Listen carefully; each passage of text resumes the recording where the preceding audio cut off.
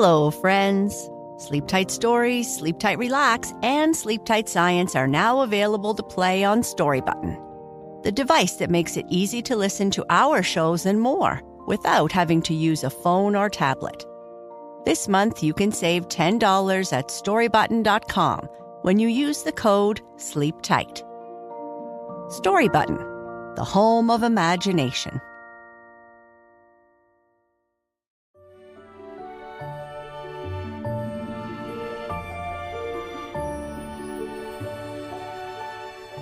Hello, friends, and welcome to Sleep Tight Stories.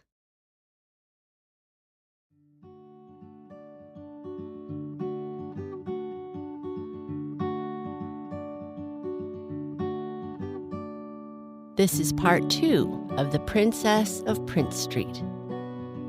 In this chapter, Princess takes Ignatius on a tour of the town on their way to her favorite spot, Victoria Park. Along the way, she takes him to a restaurant, by a large church, and introduces him to a friend. When they arrive at the park, they meet some other dogs. Let's see what happens. The Princess of Prince Street, Part 2. I must really apologize again for my friends. They really are nice once you get to know them, Princess said as they were walking to the sidewalk. Well, it's no big deal. I'm just happy to have the chance to make a new friend, Ignatius quietly replied. So, where are we off to? I thought I might take you on a walk to the largest park in town, Princess said with her tail wagging, which, when she was as excited as she was, now caused her whole body to shake. It's called Victoria Park, and it has paths through trees, lots of grassy fields to roll on, tennis courts where we can watch the balls bounce, an ice cream stand where sometimes you can get some free ice cream, and a splashing pool. Though the splashy pool I don't usually visit until the very end, Princess added. Why at the end? Asked Ignatius curiously. Well, we dogs aren't actually allowed in the pool. Humans only, apparently. One time, a lady got upset at me once for not reading some sign that said no dogs allowed. I just wagged my tail, because I haven't learned to read yet. Ignatius smiled. So each time I go in and splash, the kids are always overjoyed and laughing, but the adults get scared and chase me away. Princess finished with a sigh. Ah, yes, humans can sometimes act pretty strange, said Ignatius. My owners won't even let me roll around in the mud. They don't like me to get dirty. Like getting dirty is a bad thing or something, he added. Princess laughed as they started walking towards the crosswalk. They stopped at the crosswalk. They were, after all, very smart dogs, and waited for the walk signal before crossing the street.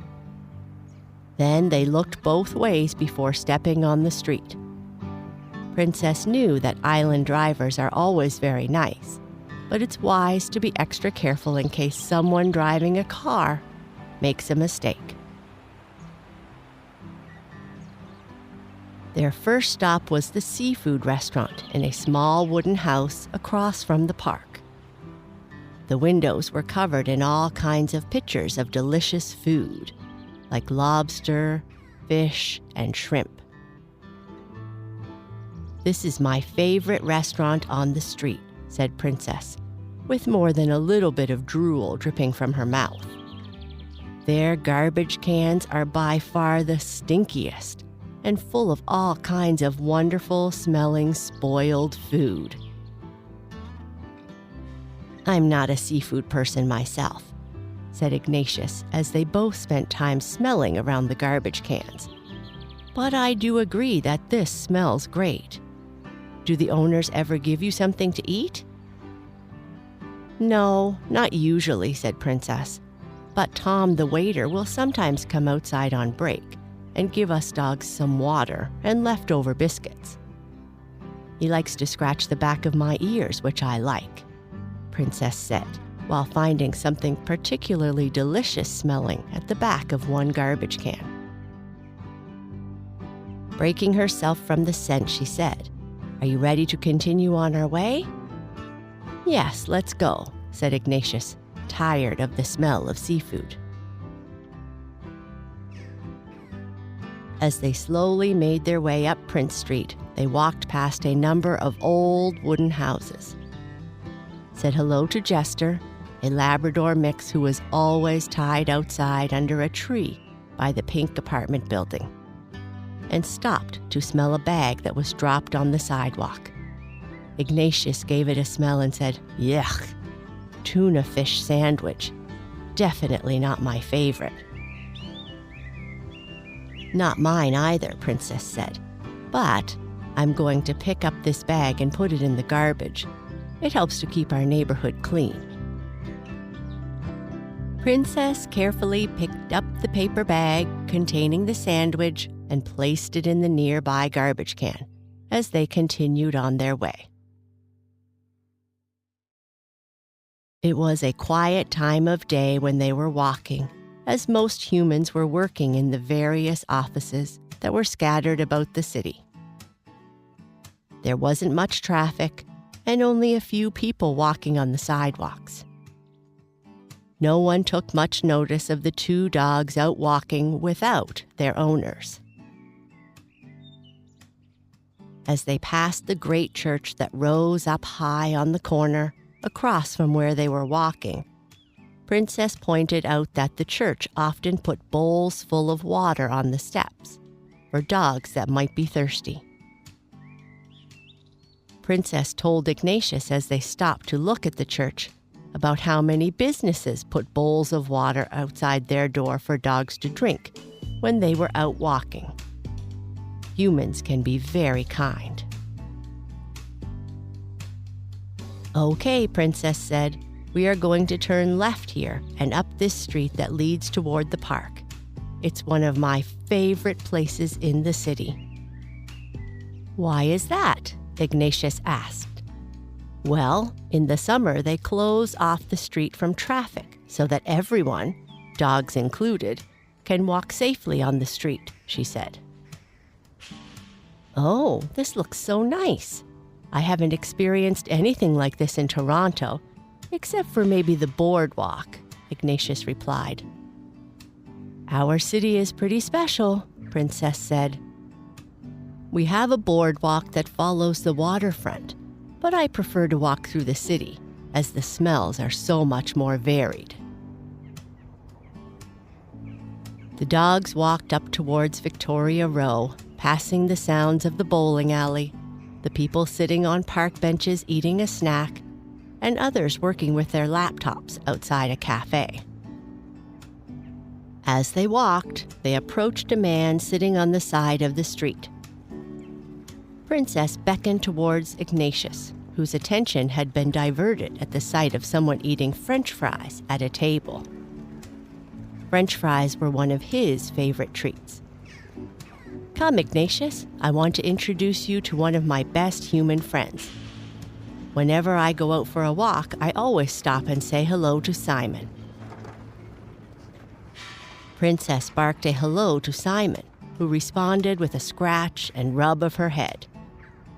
He then pulled a surprise from his jacket, a dog biscuit, proceeded to break it in two, giving one half to Princess and the other half to Ignatius. "I often sit here with Simon when I am out walking," she said to Ignatius. "He doesn't seem to have many friends, and he sits here all day, so I like to come and spend time with him as much as I can." "That's nice of you," said Ignatius. "Why doesn't he have many friends?" "I'm not really sure," Princess said with a sad expression in her eyes. "I know he sits here all day, and he has said he has nowhere to go. Being a dog, I can't really help him, but we are friends, and me sitting here with him seems to make him happier." Ignatius sat with Simon for a while, watching people walk by, taking short naps, and enjoying lots of rubs. After a while, Princess got up, stretched, gave Simon a lick on the nose, and said to Ignatius, "We should continue on our way before it gets too late. If we stay too long sitting with Simon, I won't be able to show you the park before I have to go home." Ignatius said goodbye to Simon, and onward they went. They walked by a theater, a library, and an art gallery. Both Princess and Ignatius loved the painting of a flying dog and a rabbit in the art gallery's window. They continued their walk past a coffee shop with the strange smells of roasting beans, sneezed a little bit, and continued until they came to a large group of concrete buildings just across the street from a small park. "We don't want to walk in there amongst those tall buildings," warned Princess. "Why?" asked Ignatius. "I mean, they aren't very attractive, but it seems pretty safe and clean." "Well, the security guard that walks around the outside of the building seems cranky all the time and doesn't like seeing dogs very often," she continued while keeping an eye out for the security guard. "One time when I was out for a walk with my owners, he got upset at them for taking me through the buildings as we were on our way to the park.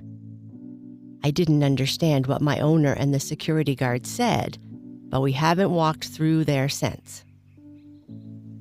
"Well, it's best to avoid it then," he replied. "I don't want to make anyone upset, especially since we are having so much fun on this sunny day." And they continued to walk a short way, side by side, until they got to the park. "Wow, this really is a nice view," Ignatius said as they walked along the boardwalk that surrounded the park. "Yes, my owners sometimes take me for walks along here at sunset. It's very beautiful." "The harbor reminds me a lot of Toronto, without the tall buildings, of course," Ignatius said as he looked out over the calm water. "Yes, there aren't many tall buildings in this city," Princess said with a smirk. "There's the main field of the park over there, and the tennis court, and the ice cream stand, and the woods. Let's run over," she said excitedly. Ignatius and Princess quickly ran across the street, looking both ways first out of habit, since there were no cars allowed in this part of the park, and made their way to the main field to play. As they started to chase each other, roll on their backs, jump up and down, and generally act goofy, they saw in the distance a group of dogs approaching.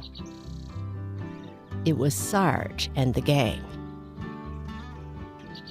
Ignatius stopped playing and said, "Uh-oh, I hope they are not angry at me for some reason." "No, don't be silly," Princess said with a half smile. Sarge trotted over first and gave Princess the customary sniff greeting and walked stiffly towards Ignatius. Ignatius was nervous and expected the worst. Sarge was such a big dog and looked so serious. Would he be angry at me, he thought. "Now look here, Ignatius," Sarge said. "I have something I want to say to you." Ignatius swallowed hard and got ready to run. "I want to apologize for being so unfriendly earlier today. I made a mistake, and I was wrong to judge you without first getting to know you," Sarge said in an apologetic tone. Just then Lulu and Pepper came over, tails wagging, and said in almost unison, "Yeah, do you think you can forgive us and give us a chance to be your friend?" "Yeah," Mickey, Lucy, and Otto said together. "Can we hang out together and play in the field?" Ignatius, visibly relieved, said, Of course, don't worry about it. And they all played until it was time to get home before their owners did. And that's the end of this chapter. Good night. Sleep tight.